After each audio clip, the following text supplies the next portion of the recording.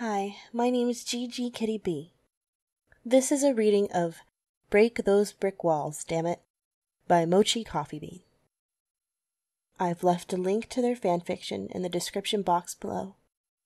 I've also left a link to the artist's information in the description box below. Thank you for listening. Jake wasn't a people person, so when Claudette suddenly gave him a toolbox that had a Sweet William inside, he ignored it. He ignored it when she sat next to him on his lonely log, when she was the first to run over and save him from the hook, when she took extra care to make sure all of his injuries were perfectly healed. He ignored it all. But not because he didn't love her. Oh no, he was head over heels for her. He just didn't know how to show his feelings back.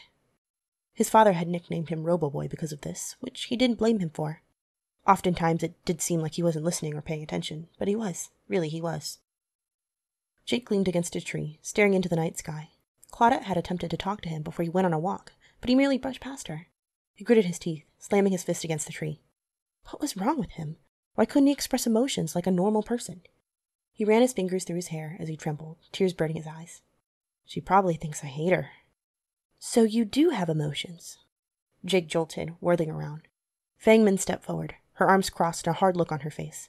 She reminded him of his mother whenever he had skipped out on a tutoring session. The faint memory brought back the ache of homesickness. You're breaking that girl's heart, you know. Or do you not care? Fang narrowed her eyes, her lips set into a thin line of disapproval. Jake never would have guessed Fang would have been the one to come out here and lecture him, and now he wished it would have been anyone else. Guilt settled into the pit of his stomach uncomfortably. You what? Spit it out, fool. Jake took a deep breath. I don't know how to tell her how much I love her. The words spilled out of his mouth awkwardly. He averted his eyes from Fang's, shame glossing his face. I wish I could tell her how much I care. I just don't know how. He chuckled slightly, rubbing his face. She's too good for someone like me. Shut up with that sappy nonsense. Jake looked up from his hand to see Fang walking towards him, stiffening when she grabbed his scarf and pulled him down. Her face was 3 inches from his, the saboteur feeling extremely intimidated by the small woman. Do you think that girl would love you if you're just as bad as you think you are? She wouldn't even bat an eye. So you must be doing something right if someone like her loves someone like you. So stop making excuses and go talk to her, or I'll kick your ass. Fang released him with a huff, crossing her arms and turning away. Jake blinked before smiling slightly. She really did care about the two of them. Thank you. Fang waved him off as she walked towards the campfire, disappearing into the trees. Jake took a deep breath, exhaling slowly. He could do this. He looked around, spotted a couple of primroses. Perfect. Claudette couldn't help the tears that silently slipped down her face. Did he really hate her that much? Was she being too annoying? The botanist gripped her arms tightly, sniffing quietly. She subtly wiped her face, disguising it as a cough. She didn't want the others worrying about her. Claudette stared at her hands. The countless fantasies she had of interlocking them with Jake's filled her mind. She shook them away. It would never happen.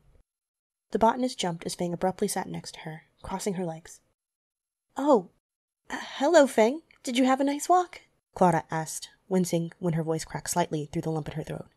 She begged silently that Fang wouldn't notice. Fang merely gave a shrug, a hint of a smile playing on her lips. Claudette raised an eyebrow. Fang never smiled. Before she could ask about it, a rustling of leaves made her turn her head. Her heart leapt at the sight of Jake, the botanist making a move to stand and greet him like she usually did. Claudette paused, restraining herself. He probably doesn't want anything to do with you. Just give up. Claudette relaxed against the log, tears threatening to spill from her eyes once more as she stared at the ground. Don't cry, don't cry, don't cry. 2 pairs of boots stepped into her vision.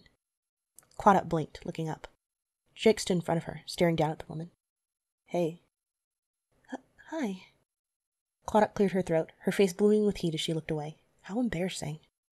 Her eyes widened when he sat beside her, closer than they had ever been before. She hesitantly looked at him, their eyes meeting for a split second before both bashfully looked away. I brought you something. Claudette looked back at Jake, her eyes landing on the medkit in his hands. He offered it to her, his dark eyes glittering with excitement. Oh, thank you. Claudette shyly took the medkit, her heart pounding. He had never given anything to her before. Was he trying to signal her something? The medkit shone in the firelight, the shiny metal showing off its high quality. A smile began to spread onto her lips as she opened the medkit, her heart soaring. Inside was a bouquet of primrose, the earthy smell reaching to her nose in a satisfying way. Claudette looked back up at Jake, who was studying her reaction. Her smile broadened as she hugged him, the Saboteur stiffening slightly before hugging back.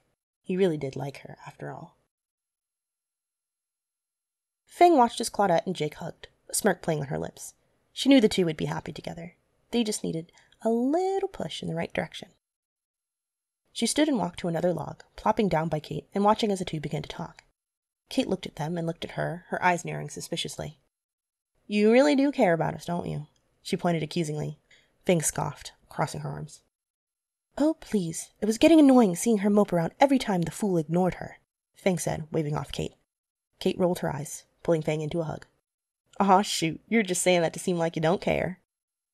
"Release me, you American scum!" Even as Fang squirmed in the singer's grip, she couldn't help but let a small smile break past her lips, watching as Claudette and Jake held hands.